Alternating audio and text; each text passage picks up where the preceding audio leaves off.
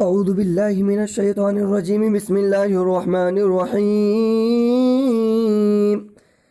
أفمن يعلم أن ما أنزل إليك من ربك الحق كمن هو أعمى إنما يتذكر أولو الألباب الذين يوفون بعهد الله ولا ينقضون الميثاق والذين يصلون ما أمر الله به أن يوصل ويخشون ربهم ويخافون سوء الحساب والذين صبروا ابتغاء وجه ربهم وأقاموا الصلاة وأنفقوا مما رزقناهم سرا وعلانية ويدرؤون بالحسنة السيئة أولئك لهم عقبى الدار جنات عدن يدخلونها ومن صلح من آبائهم وأزواجهم وذرياتهم والملائكة يدخلون عليهم من كل باب سلام عليكم بما صبرتم فنعم عقبى الدار والذين ينقضون عهد الله من بعد ميثاقه ويقطعون ما أمر الله به أن يوصل ويفسدون في الأرض أولئك لهم اللعنة ولهم سوء الدار الله يبسط الرزق لمن يشاء ويقدر وفرحوا بالحياة الدنيا وما الحياة الدنيا في الآخرة إلا متاع ويقول الذين كفروا لولا أنزل عليه آية من ربه قل إن الله يذل من يشاء ويهدي إليه من أناب الذين آمنوا وتطمئن قلوبهم بذكر الله ألا بذكر الله تطمئن القلوب والذين آمنوا وعملوا الصالحات طوبى لهم وحسن مآب كذلك أرسلناك في أمة قد خلت من قبلها لتتلو عليهم الذي أوحينا إليك وهم يكفرون بالرحمن قل هو ربي لا إله إلا هو عليه توكلت وإليه متاب ولو أن قرآنا سجرت به الجبال أو قطيت به الأرض أو كلم به الموتى بل لله الأمر جميعا أفلم ييأس الذين آمنوا أن لو يشاء الله لهدى الناس جميعا ولا يزال الذين كفروا تصيبهم بما صنعوا قارئة أو تحل قريبا من دارهم حتى يأتي وعد الله إن الله لا يخلف الميعاد ولقد استهزئ برسل من قبلك فأمليت للذين كفروا ثم أخذتهم فكيف كان عقاب أفمن هو قائم على كل نفس بما كسبت وجعلوا لله شركاء قل سموهم أم تنبئونه بما لا يعلم في الأرض أم بظاهر من القول بل زين للذين كفروا مكرهم وصدوا عن السبيل ومن يضلل الله فما له من هاد لهم عذاب في الحياة الدنيا والعذاب الآخرة أشق وما لهم من الله من واق مثل الجنة التي وعد المتقون تجري من تحتها الأنهار أكلها دائم وذلها تلك عقبى الذين اتقوا وعقبى الكافرين النار والذين آتيناهم الكتاب يفرحون بما أنزل إليك ومن الأحزاب من ينكر بعضه قل إنما أمرت أن أعبد الله ولا أشرك به إليه أدعو وإليه مآب وكذلك أنزلناه حكما عربيا ولئن اتبعت أهواءهم بعد ما جاءك من العلم ما لك من الله من ولي ولا واق ولقد أرسلنا رسلا من قبلك وجعلنا لهم أزواجا وذرية وما كان لرسول أن يأتي بآية إلا بإذن الله لكل أجل كتاب يمحو الله ما يشاء ويثبت وعنده أم الكتاب وإما نرينك بعض الذي نعدهم أو نتوفينك فإنما عليك البلاغ وعلينا الحساب أولم يروا أننا نأتي الأرض ننقصها من أطرافها والله يحكم لا معقب لحكمه وهو سريع الحساب وقد مكر الذين من قبلهم فلله المكر جميعا يعلم ما تكسب كل نفس وسيعلم الكفار لمن عقبى الدار ويقول الذين كفروا لست مرسلا قل كفى بالله شهيدا بيني وبينكم ومن عنده علم الكتاب بسم الله الرحمن الرحيم ألف لام را كتاب أنزلناه إليك لتخرج الناس من الظلمات إلى النور بإذن ربهم إلى صراط العزيز الحميد الله الذي له ما في السماوات وما في الأرض وويل للكافرين من عذاب شديد الذين يستحبون الحياة الدنيا على الآخرة ويصدون عن سبيل الله ويبغونها عوجا أولئك في ضلال بعيد وما أرسلنا من رسول إلا بلسان قومه ليبين لهم فيذل الله من يشاء ويهدي من يشاء وهو العزيز الحكيم ولقد أرسلنا موسى بآياتنا أن أخرج قومك من الظلمات إلى النور وذكرهم بأيام الله إن في ذلك لآيات لكل صبار شكور وإذ قال موسى لقومه اذكروا نعمة الله عليكم إذ أنجاكم من آل فرعون يسومونكم سوء العذاب ويذبحون أبناءكم ويستحيون نساءكم وفي ذلكم بلاء من ربكم عظيم وإذ تأذن ربكم لئن شكرتم لأزيدنكم ولئن كفرتم إن عذابي لشديد وقال موسى إن تكفروا آتم وما في الأرض جميعا فإن الله لغني حميد ألم يأتكم نبأ الذين من قبلكم قوم نوح وعاد وثمود والذين من بعدهم لا يعلمهم إلا الله جاءتهم رسلهم بالبينات فردوا أيديهم في أفواههم وقالوا إنا كفرنا بما أرسلتم به وإنا لفي شك مما تدعوننا إليه مريب قالت رسلهم أفي الله شك فاطر السماوات والأرض يدعوكم ليغفر لكم من ذنوبكم ويؤخركم إلى أجل مسمى قالوا إن أنتم إلا بشر مثلنا تريدون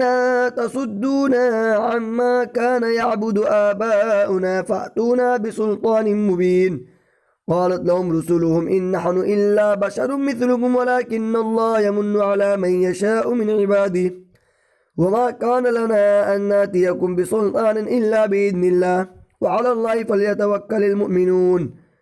وما لنا ألا نتوكل على الله وقد هدانا سبلنا ولنصبرن على ما آذيتمونا وعلى الله فليتوكل المتوكلون وقال الذين كفروا لرسلهم لنخرجنكم من أرضنا ولتعودن في ملتنا فأوحى إليهم ربهم لنهلكن الظالمين ولنسكننكم الأرض من بعدهم ذلك لمن خاف مقامي وخاف وعيد واستفتحوا وخاب كل جبار عنيد من ورائه جهنم ويسقى من ماء صديد يتجرعه ولا يكاد يصيغه ويأتيه الموت من كل مكان وما هو بميت ومن ورائه عذاب غليظ مثل الذين كفروا بربهم أعمالهم كرماد اشتدت به الريح في يوم عاصف لا يقدرون مما كسبوا على شيء ذلك هو الضلال البعيد ألم تر أن الله خلق السماوات والأرض بالحق إن يشاء يذهبكم ويأتي بخلق جديد وما ذلك على الله بعزيز وبرزوا لله جميعا فقال الضعفاء للذين استكبروا إنا كنا لكم تبعا فهل أنتم مغنون عنا من عذاب الله من شيء قالوا لو هدانا الله لهديناكم سواء علينا أجزعنا أم صبرنا ما لنا من محيص وقال الشيطان لما قضي الأمر إن الله وعدكم وعد الحق ووعدتكم فأخلفتكم وما كان لي عليكم من سلطان إلا دعوتكم فاستجبتم لي فلا تلوموني ولوموا أنفسكم ما أنا بمصرخكم وما أنتم بمصرخي إني كفرت بما أشركتموني من قبل إن الظالمين لهم عذاب أليم وأدخل الذين آمنوا وعملوا الصالحات جنات تجري من تحتها الأنهار خالدين فيها بإذن ربهم تحيتهم فيها سلام ألم تر كيف ضرب الله مثلا كلمة طيبة كشجرة طيبة أصلها ثابت وفرعها في السماء تؤتي أكلها كل حين بإذن ربها ويضرب الله الأمثال للناس لعلهم يتذكرون ومثل كلمة خبيثة كشجرة خبيثة اجتثت من فوق الأرض ما لها من قرار يثبت الله الذين آمنوا بالقول الثابت في الحياة الدنيا وفي الآخرة ويضل الله الظالمين ويفعل الله ما يشاء. ألم تر إلى الذين بدلوا نعمة الله كفرا وأحلوا قومهم دار البوار جهنم يصلونها وبئس القرار وجعلوا لله أندادا ليضلوا عن سبيله